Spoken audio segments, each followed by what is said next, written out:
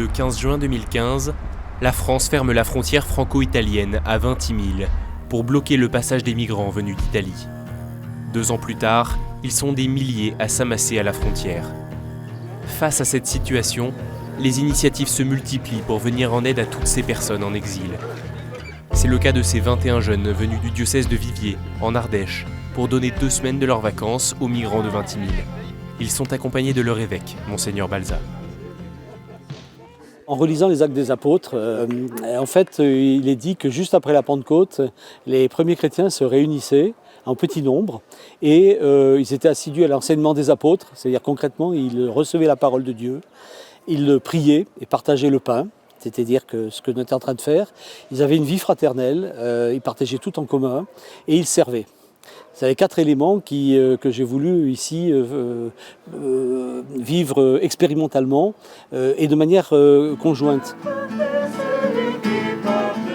La journée de ces volontaires est ponctuée par la prière. Dès le lever à 6h20, ils se retrouvent pour confier leur journée au Christ. Après un rapide petit déjeuner, les voilà partis pour l'un des 3 centres de réfugiés de la ville italienne. À l'accueil de la Caritas, les volontaires installent les tables et préparent des petits déjeuners pour les migrants qui attendent patiemment de l'autre côté des grilles. À 9h, ouverture des portes. Chacun reçoit 2 tartines, une pomme et un verre de thé. Pour bon nombre d'entre eux, ce sera le seul repas de la journée. La plupart vivent à quelques centaines de mètres de là, sous un pont, dans la poussière et les déchets.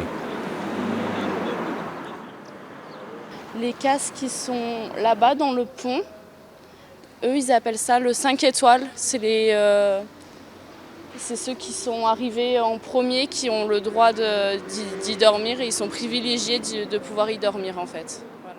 Je ne comprends pas comment on peut laisser des gens dormir comme des animaux sous un pont de la sorte en fait. Les jeunes, accompagnés de Monseigneur Balza, ramassent les détritus. Le problème, c'est qu'on ne sait pas quoi jeter ou pas. L'occasion aussi de discuter avec ces migrants.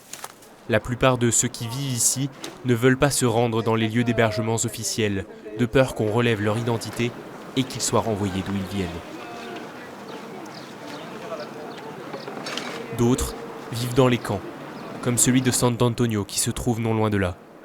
C'est notamment le cas d'Ibrahim qui vit ici avec sa femme et ses 2 enfants, en attendant de pouvoir venir en France. J'ai voulu risquer ma vie et celle de mes enfants pour traverser le Méditerranée. J'espère avoir un asile politique, vivre une vie comme tout le monde, moi avec mes enfants. On a ouvert le 31 mai de l'année passée, car ici à Ventimiglia, après la fermeture de la frontière de la part de la France le 11 juin 2015, on a eu le problème d'accueillir les migrants qui viennent ici pour essayer de rejoindre d'autres pays européens. Dans ces camps, les jeunes donnent des cours de français, jouent avec les enfants, préparent et servent les repas et partagent de bons moments.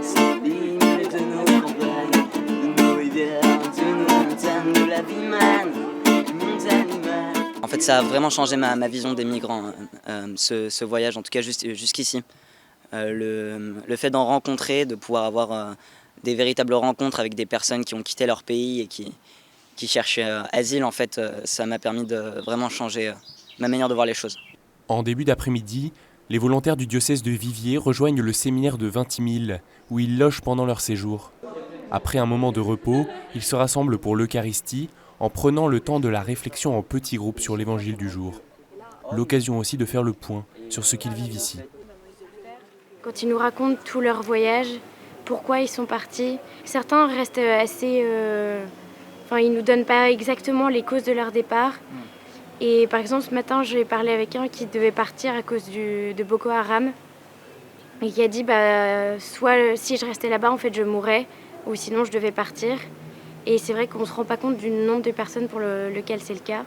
De fait, quand on voit l'ampleur des choses, on vient d'apprendre qu'il y a 400 000 personnes qui attendent en Libye de traverser la Méditerranée. Là, il en est arrivé 3 000 à Lampedusa hier, parmi les survivants de la mer, quoi. Donc quand on voit plutôt dans les médias, on se dit, bon, non, on baisse les bras. Maintenant, ici, ce qui est intéressant, c'est qu'on a un être humain en face de soi, un après l'autre. Et ça change tout. Ça change absolument tout. Moi, je me rappelle quand les Juifs, actuellement, à cause de la Shoah, déclarent quelqu'un juste, ils disent sauver une seule vie, c'est sauver le monde. Une goutte d'eau dans l'océan, certainement, mais ces jeunes découvrent ici, à Vintimille, qu'en tant que chrétiens, chaque geste compte. Comme le disait le Christ, « Ce que vous ferez au plus petit d'entre les miens, c'est à moi que vous le ferez ».